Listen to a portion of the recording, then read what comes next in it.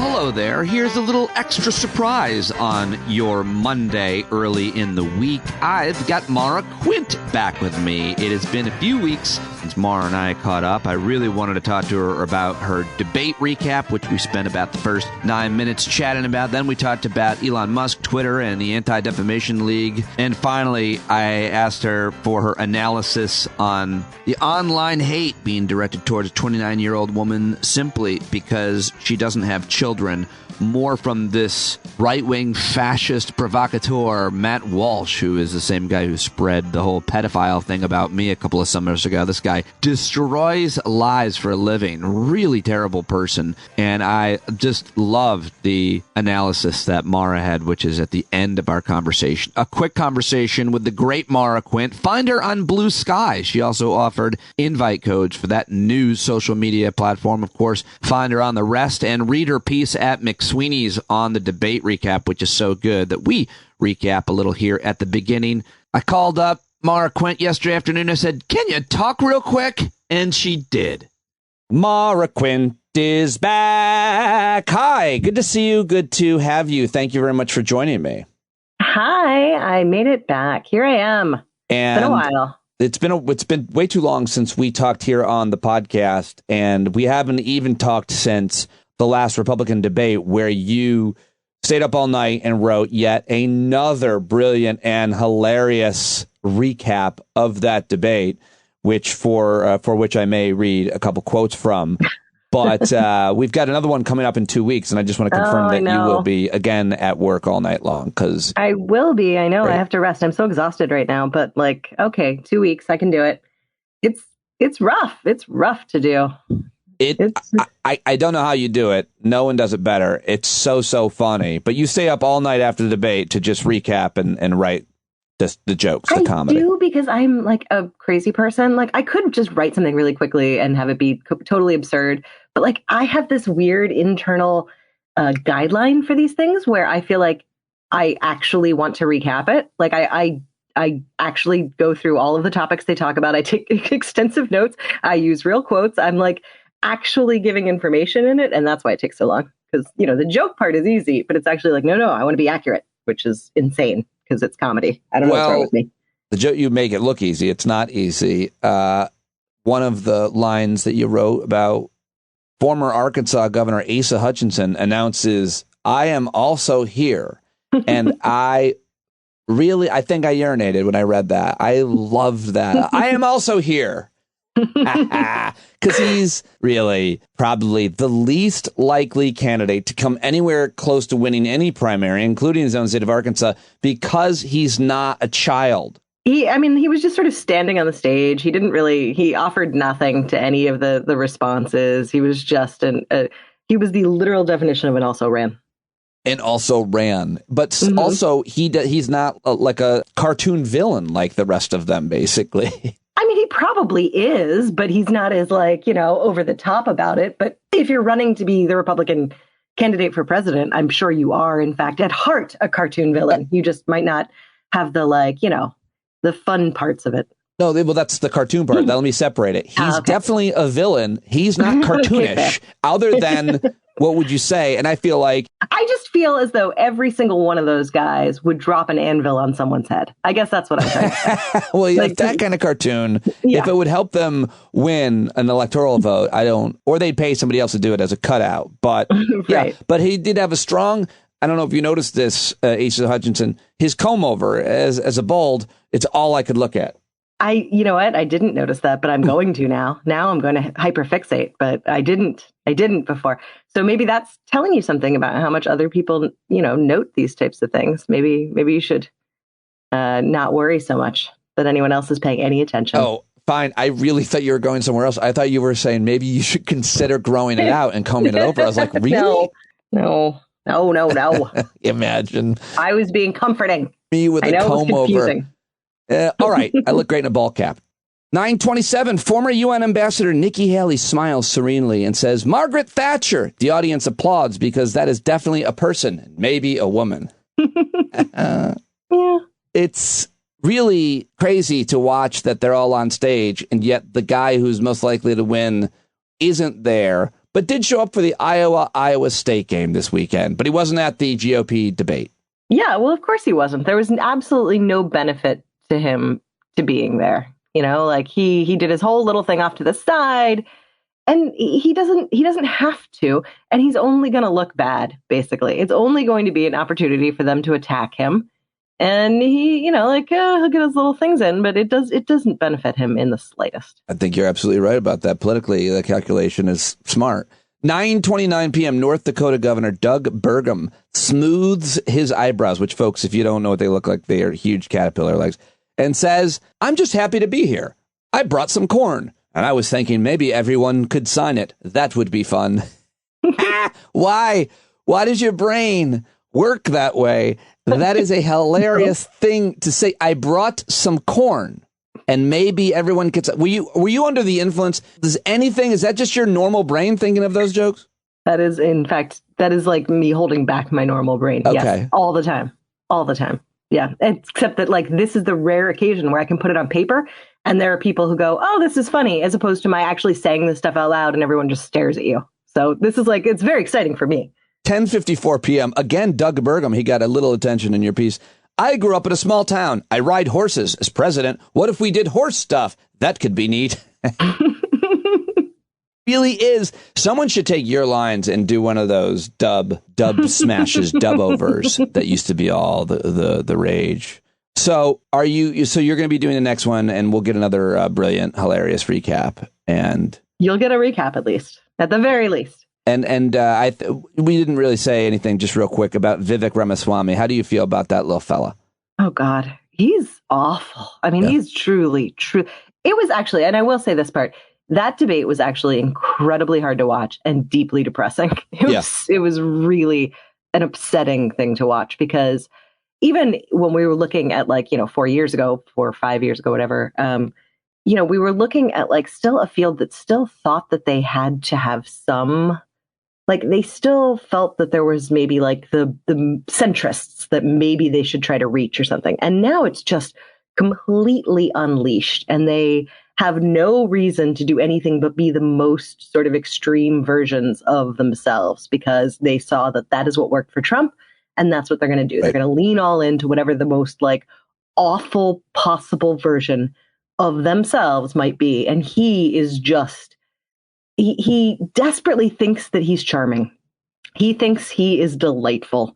And I think we've all met that guy at some point. Yeah. He just thinks he's so he's just great. He's just great. He's like the one who's grabbing the waitress's ass, but oh, I think she likes it. We're friends. It's like that thing. And you're just watching the whole time in complete horror, knowing and feeling I should stop this. I should do something. But then at the same time, it's what are you going to do? Because the only thing he's going to respond to is being punched in the face. And now the cops are going to show up. So it's you're trying to calculate how to put an end to this awful, awful experience. That's how it feels every second of watching this guy. It's just why is no one punching him in the face? That's the only thing that's going to end this. And, but the rest of us aren't as just naturally violent. And that is why he's been allowed to exist.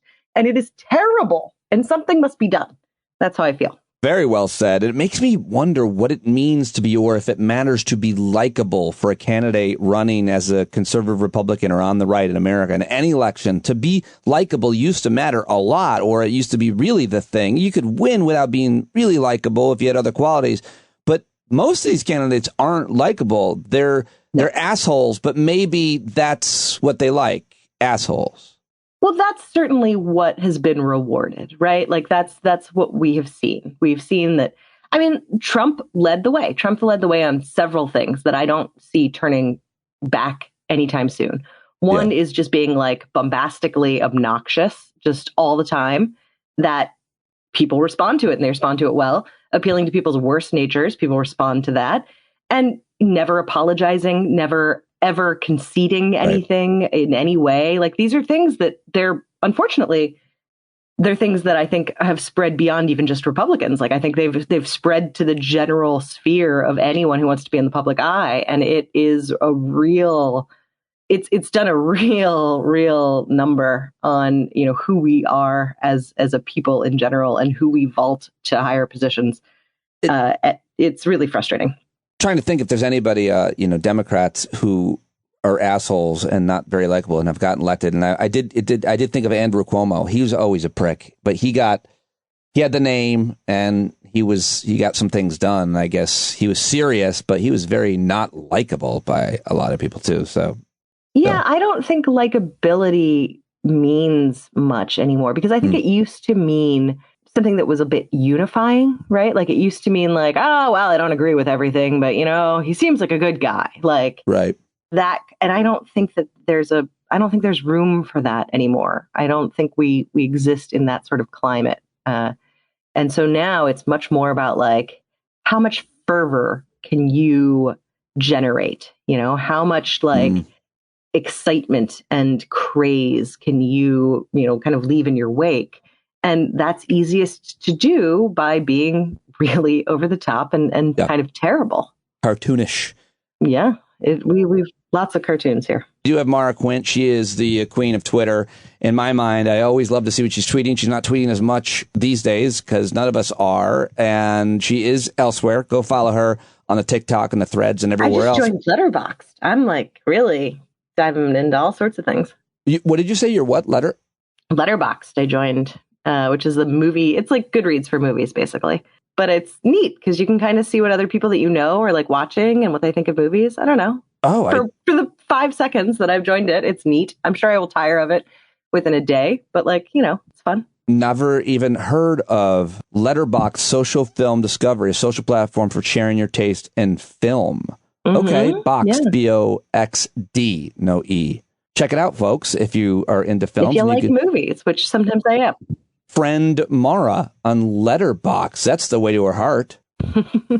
It's very exciting because you can go through and you rate all these movies. And what I don't understand is why they don't have some sort of like social matching phenomenon, because, they have all of this data. So they should be able to be like, hey, here's like 10 people. It doesn't have to be romantic or whatever, but like who generally think the same about the same movies. Like you could be friends. I don't know. Maybe I'm just desperate for friends, but it seems like it's a wasted opportunity. All right. Well, I hope the people from Letterboxd are listening. And moving on, I want to ask you about Twitter. Of course, you are a Jewish woman, right? The Jews are being heavily targeted last week again by Elon Musk.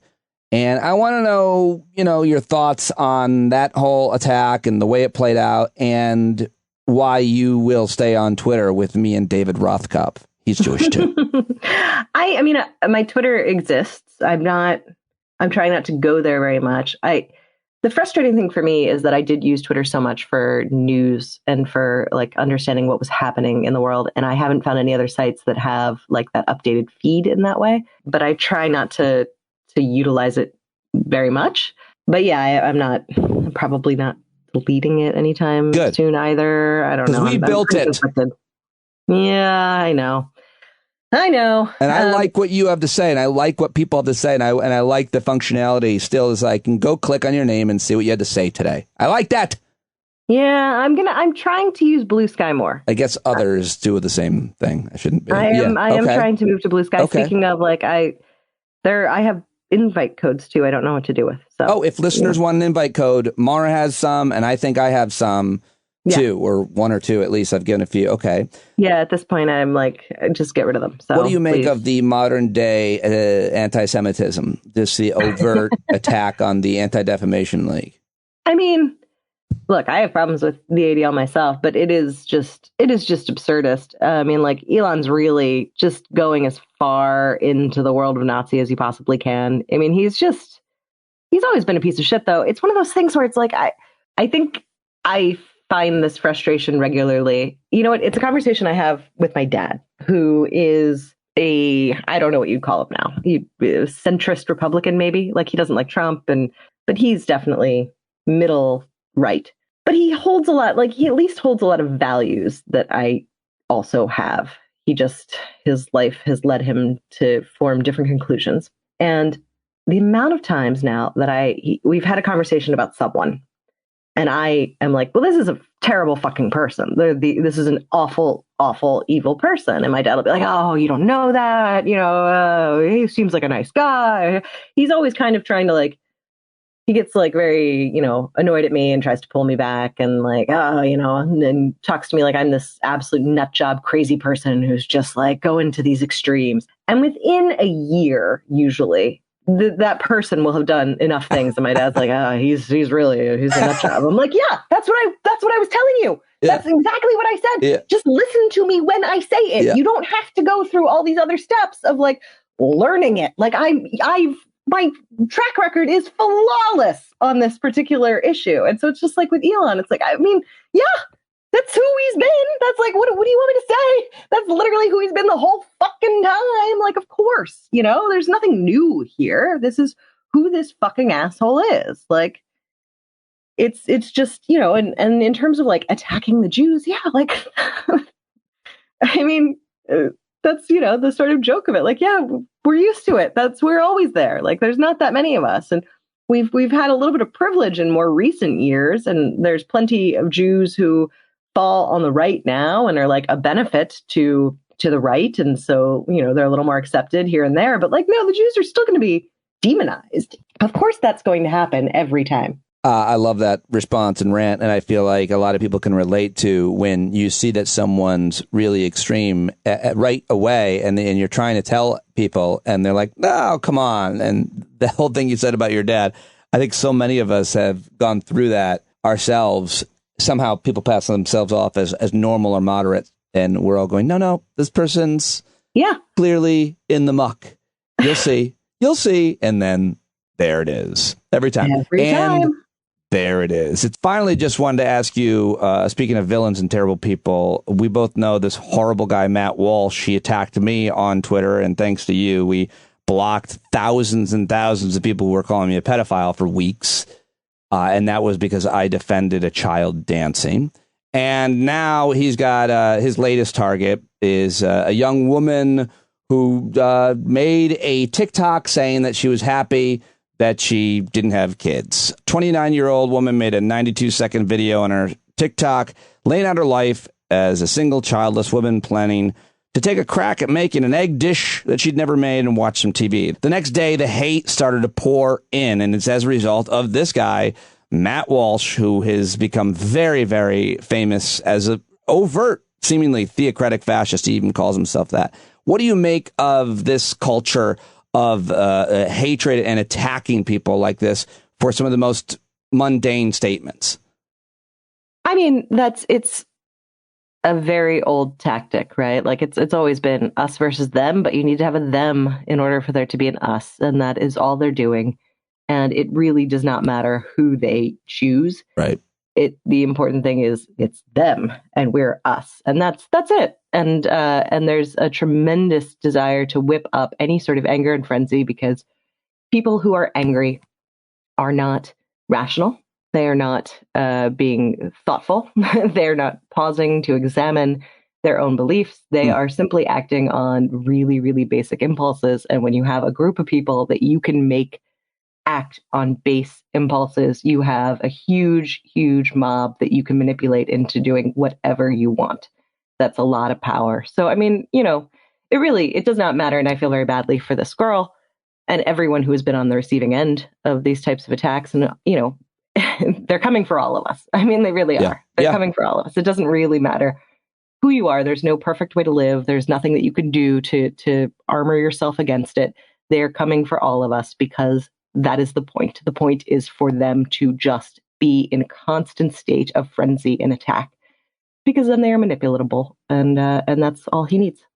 Well said. I mean, I don't even think we need to examine the argument about a woman who is not married with kids at a certain age. Like we know exactly why they do that, and it almost doesn't even matter because a lot of why they do it is just to get likes and follows and make money off of it. But the idea of attacking someone's life choices seems that's also like it benefits them to attack life choices because it makes it seem as though there are good and right ways to live, and it makes you feel, if you are part of that mob, if you are the people that he is speaking to, and at this point I'm saying Matt Walsh but the he is so many different he's at this point. There are so many of these types of evil fucking evil people right now. I mean, like, it's really pretty incredible how many terrible human beings have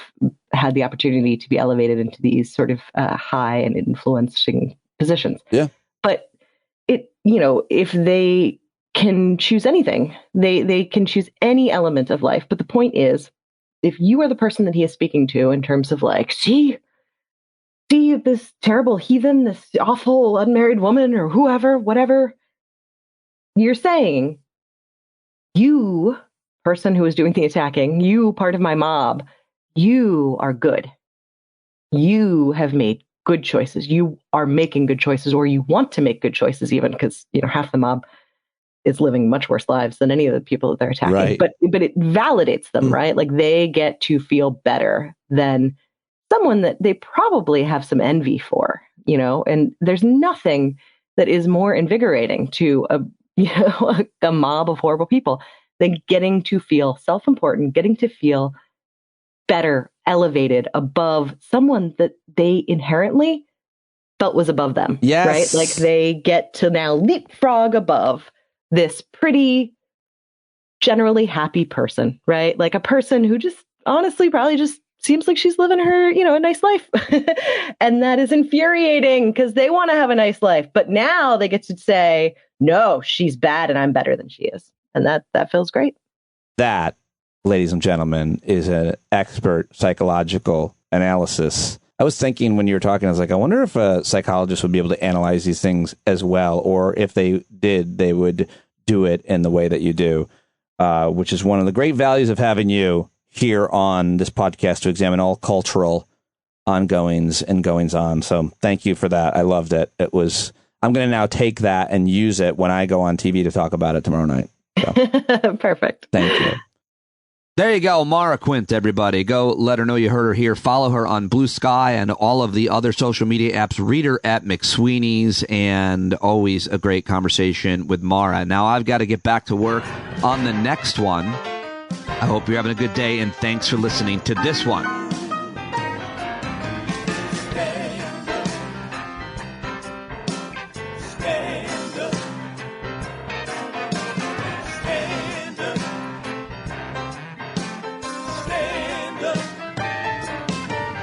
When the tyrants taunt you and the sirens teach you, better stand up. Stand up. Let the brave meet the challenge, let the meek weak flee. Oh, you better stand up. Stand